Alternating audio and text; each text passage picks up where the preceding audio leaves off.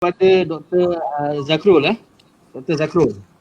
Ini kita nak bincang sikit antara klaim bahawa ujian COVID-19 ni dia ada banyak false positif. Maksudnya result tu sepatutnya bukan positif tapi dapatnya positif. Okay, of course lah ada banyak reason for that. Tapi yang peliknya, kadang-kadang kita tengok contoh ni di kes di Tanzania. Presiden Tanzania Magufuli lah. Dia tolak terus apa yang disarankan oleh WHO.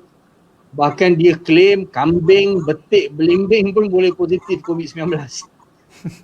Saya mula-mula ingat ni prank. Tapi saya cari dalam sumber rujukan memang betul lah. Dia macam mempertikaikan data daripada makmal dia. Jadi isunya sekarang ialah mungkin berkaitan dengan false positif ataupun result yang tak betul akibat ujian daripada COVID. Apa pandangan Dr. Zakrul? Silakan. Dia bila kita bercakap dengan test perubatan ni, especially dalam COVID, kita tahu dia melibatkan banyak test, sama ada RTK antigen, RTK antibody dan juga PCR sebagai contoh kan. Jadi bila kita sebut contoh, kebanyakannya bila dalam kes COVID-19, bila kalau kita lihat masa mula Wuhan dilanda oleh COVID and then singgah di Malaysia pada awal Januari, first case kita timbul pada 1 Januari even.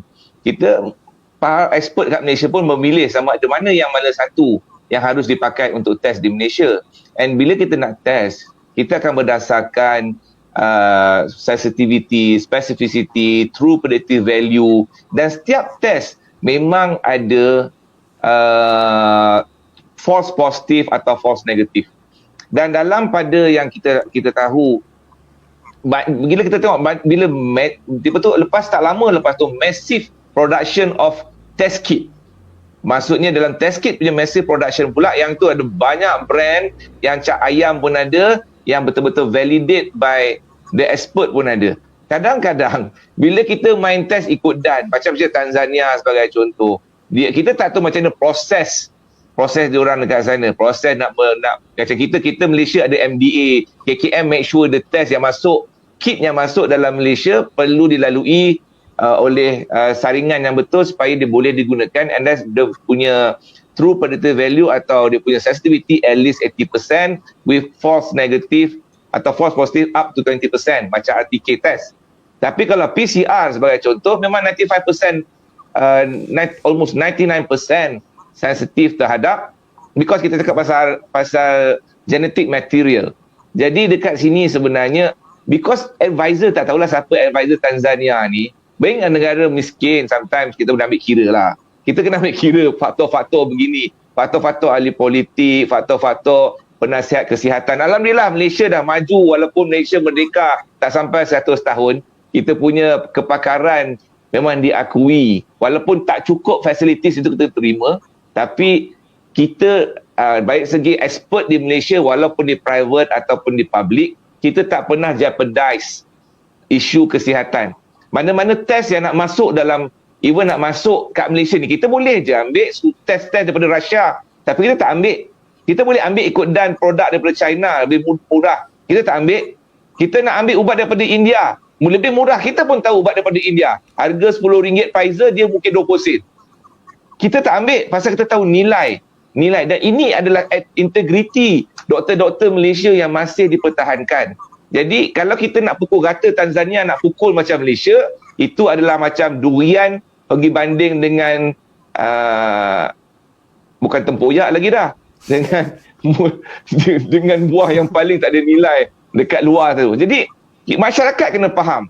Kita kena faham bahawa sistem kesihatan memang adalah satu sistem industri yang mudah terpalit. Pasal kita cakap mengenai facilities, dengan kemudahan facilities, dengan pengetahuan, dengan test kitnya, tapi dia ada satu saringan yang sangat-sangat tinggi. So macam kes Tanzania, saya anggap mereka memang mengambil ruang atas kedaifan rakyat yang tak ambil kira.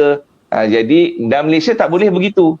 Malaysia cukup bijak. Sedangkan kalau kita tengok pro konspirasi bukan caling-caling orang.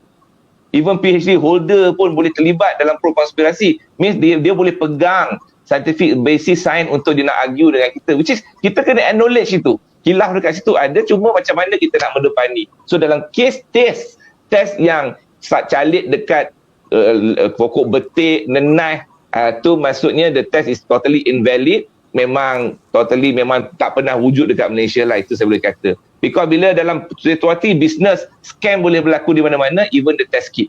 So kalau dia ambil yang test kit scam, wallahu a'lam, nasib dia lah. Itu boleh komen daripada saya lah, insyaAllah.